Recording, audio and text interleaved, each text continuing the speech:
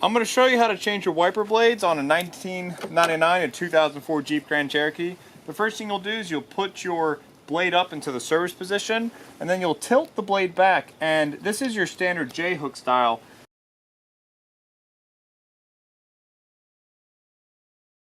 But this Rain-X one here actually uses 2 tabs. So what I'm going to do is I'm going to grab these tabs and just pull down to release it.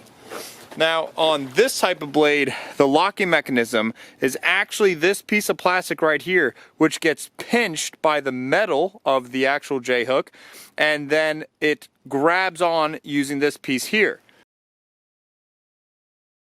This style JHook has a different little type of grabbing mechanism. If you look at the bottom, there's this little release tab right here. So you have your little release tab section that will then go into this corresponding spot on the JHook.